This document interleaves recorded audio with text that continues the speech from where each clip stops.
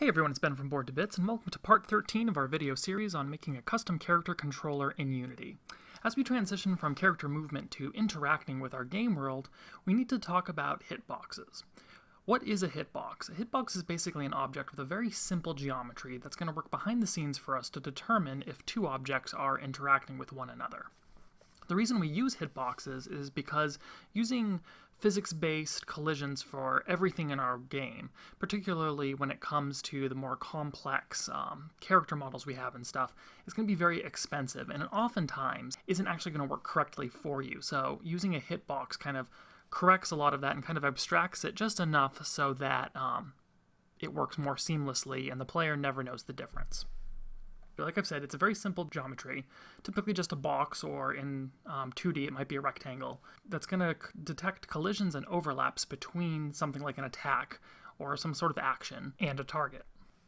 It is worth noting that some characters may use multiple geometries. For example, if you have arms and legs and you want to make sure they're distinct from the torso, and you're not going to have, things hitting a gap between your character's arm and their torso, you may use multiple boxes, or multiple geometries, but it's still the idea that these geometries are very basic and not complex at all. There is also some ambiguity in the term hitbox. Hitbox may refer to the area representing the character or part of the character, in which case it's being used to determine whether something is hitting them. It can also be the area representing an attack itself or an action itself, which then detects whether or not it has overlapped with a target. And then sometimes people will refer to the geometries used for collision detection as a hitbox, but this isn't really accurate. That's in terms of things like when our character's walking around, what keeps them from falling through the ground. That's really more collision detection than a hitbox. It might be called a collision box. When an action is taken, that could be an attack, an interaction, etc., the game will generate the appropriate hitbox based on the action, and will also take into account things like the character's position, facing, movement, etc. In Unity, this hitbox is usually going to be what we call a trigger collider, which is not going to collide with other objects, but it is going to be able to detect other colliders that are overlapping with it. If an appropriate target is overlapping, then the action is taken, whether that's the target gets hit by an attack or, the character interacts with an object in the world. So for the rest of this video, we're going to jump into Unity and create a basic hitbox, which isn't going to interact with anything yet, but is going to move around with our character and be able to eventually detect overlaps of things that we want to interact with. So here in our project, we're going to right-click on the player cube, and we are going to create an empty object. We're going to name this player hitbox. We're going to add a component to it. We're going to add a box collider component, and we're going to check off that it should be a trigger. We're going to leave the size at 1, 1, 1, and we're going to leave its center at 0, 0, 0 as well. Right now it's just overlapping our player cube, but we're going to move that procedurally in just a minute, much in the way that we actually moved our facing sphere. Last thing we're going to do, I'm going to jump over to the model scripts folder, and I'm going to create a new C# script. I'm going to call this player hitbox.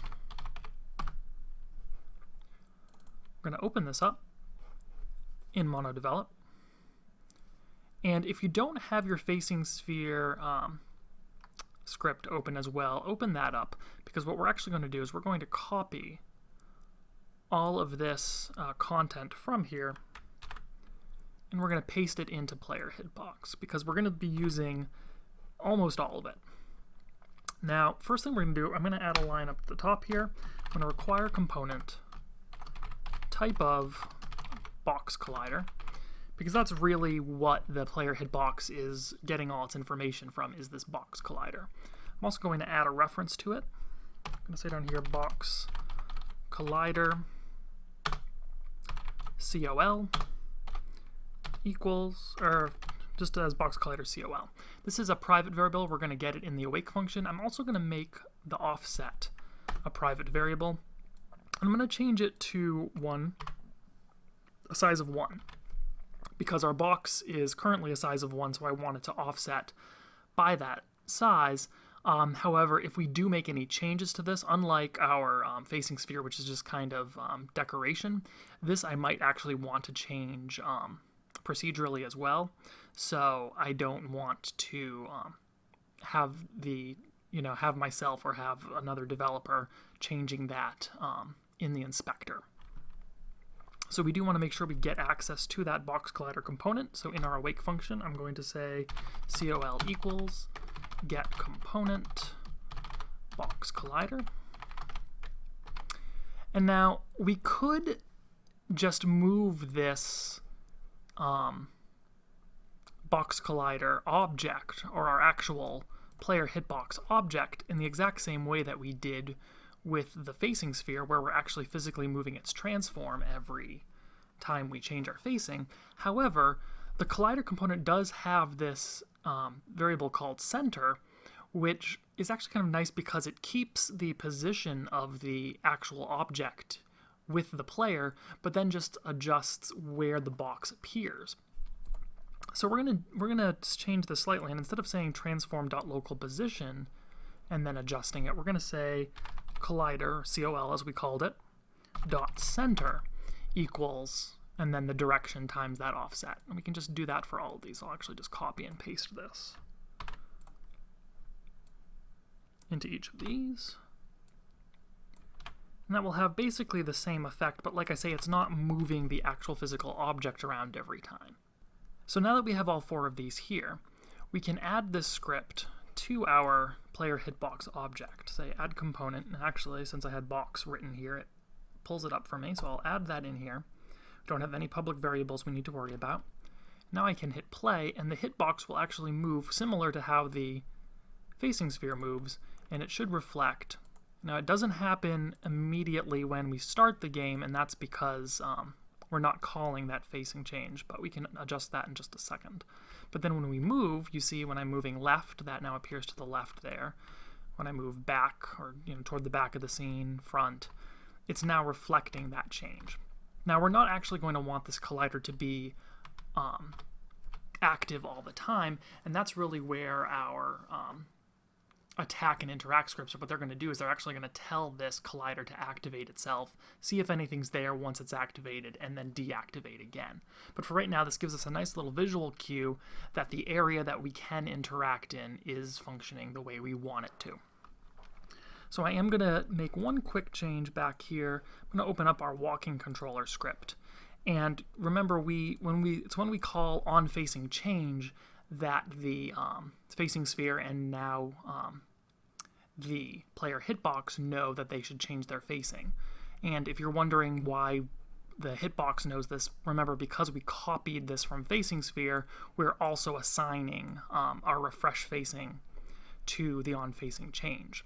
So all we need to do, though, is we need to call that when we first start running our scene. And we can do that. Let's see here. Do we have any? We don't actually have an awake function in here. So we can add one quickly. I'm going to say, actually, do we have one in controller? We do. We have one in controller. So what I'll need to do, you can call it in start for now. What I would potentially need to do eventually is maybe override the controller's awake function. But for now, start should work just as well. So we're going to say void start,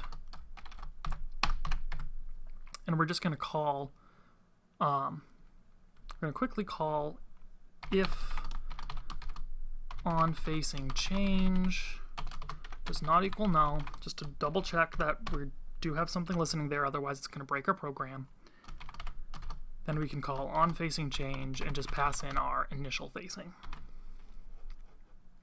Save that there, and now we should see when we hit play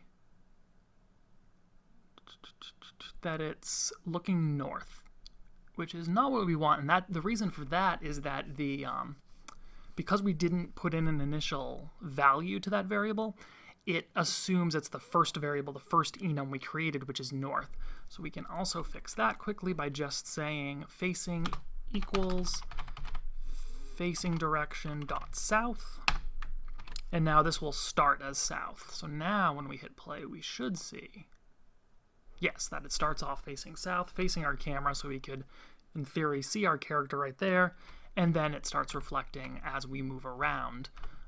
The hitbox moves into position properly. So in our next video, we're going to actually look at how this hitbox is going to start colliding with things and determining how it should interact based on what buttons we've pressed. In the meantime, though, thanks for watching, and I'll see you next time.